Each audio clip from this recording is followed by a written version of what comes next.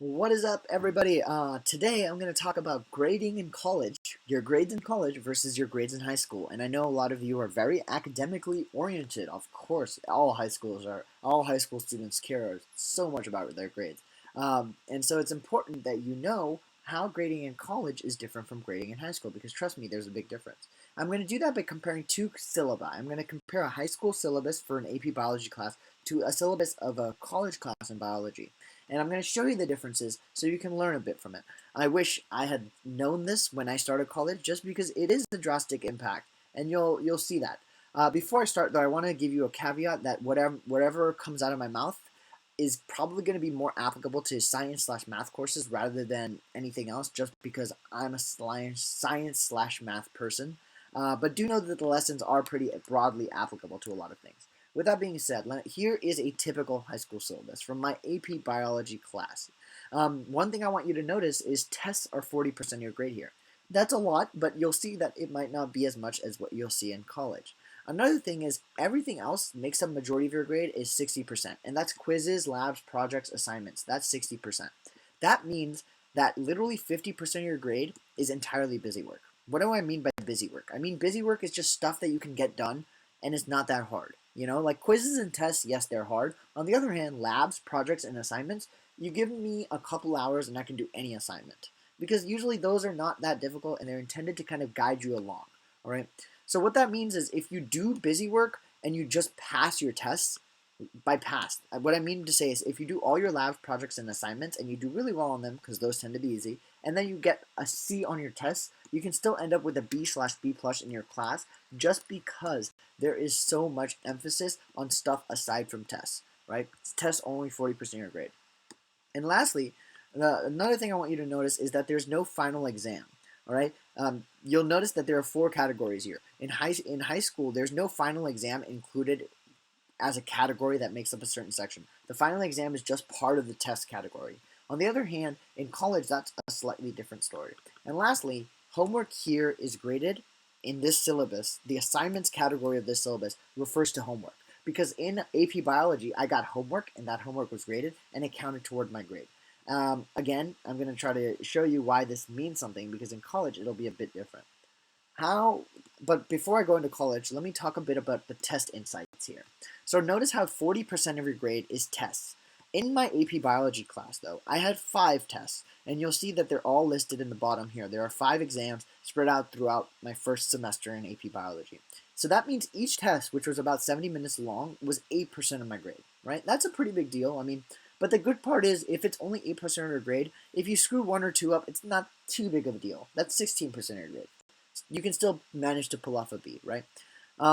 And so that means the tests are usually manageable, because, again, even though they have a lot of weight, majority of your grade is not coming from the test. Majority of your grade comes from everything outside of the test. So even if you do badly on the test, you could still end up with an A or a B. Now here is the sharp contrast. This is a college equivalent biology course. This is UC Berkeley's Biology 1A course, which is the equivalent for AP Biology in UC Berkeley. Now look at this. This is insane, right? There are 2 midterms. So that's the first row you see across. Each midterm is 100 points for a total of 200 points of your total grade coming from midterms. Now notice this category, second category, final exam. The final exam is included on the syllabus as its own category. Remember, you didn't see that in the high school one. That's a big deal, because the final exam is 300 points. Oh my god, you're going to be blown away when I analyze this, but 300 points of your grade is final exam. And then this last category, you can kind of just think of that as the assignments tab, and that's only 100 points. So let me show you. If we break this all down, you'll note that in this case, the iClicker/Mastering Biology category is just the college form of participation / homework. And in that case, it's 18% of your grade. So 18% of your grade in this biology course is entirely based on assignments. On the other hand, midterm exams are 200% of your grade. 200 points of your grade out of the total 608. That means 33% of your grade is just midterms. Midterms are basically college tests, okay? They're tests that are not the final exam. And you have 2 of them usually in one semester. Each exam, notice before, each exam in high school was 8% of your grade, and it was 70 minutes long. Each exam here is 16.5% of your grade and 50 minutes long. because each test I took for this class was 50 minutes. Again, this requires you to step up because there's less time and it's worth more. Larger stakes, less time. Again, notice how that's a big disparity. And now, here's the real kicker. The final exam is 49% of my grade in this Biology 1A class. 50% of my grade comes from one test that's 3 hours long, and it's cumulative, and it's at the end of the semester. This is why college classes are different from high school classes. Right away, you can see there's a big test at the end that you have to know everything for to do well. In high school, there was a big test at the end, but it wasn't that big of a deal because it might have been 8 or 9% of your grade. If you fail it, you'll end up with a B. On this case, you fail the final exam here, you're failing the class. You'll retake the class. All right. So again, notice how there's a bigger emphasis on tests and a bigger emphasis on not as much homework. Okay. And so if you wanted to look just at exams now, 82% of my grade is exams in a Biology 1A class at Berkeley. On the other hand, 40% of my grade in an AP Biology class was an exam, and each test in this case was about 8%. Here, each test is 16.5%, and my final exam is 50%. Again, huge change, and I won't say this is applicable to every biology college class, but it is pretty relevant. I would say it's pretty accurate. So now let's do a side by side. Again, notice the top image is the high school biology class. The bottom image is the college class.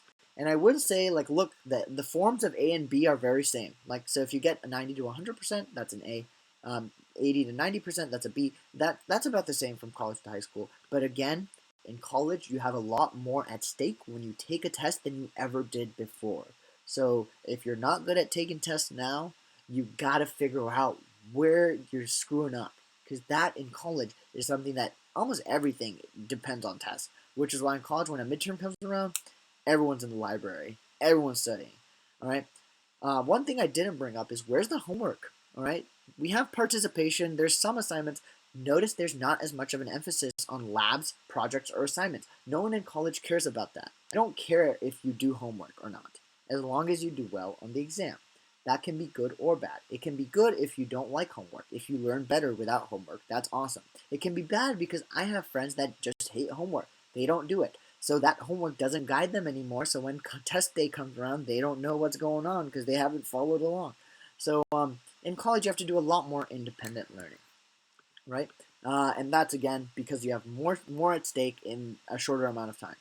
So the takeaways: college is very test heavy. There are fewer tests. Notice that in my Biology 1A class, there were only 2 midterms and 1 final. That's 3 tests, and that was 82% of my grade. In high school, I had 5 tests that were 40% of my grade.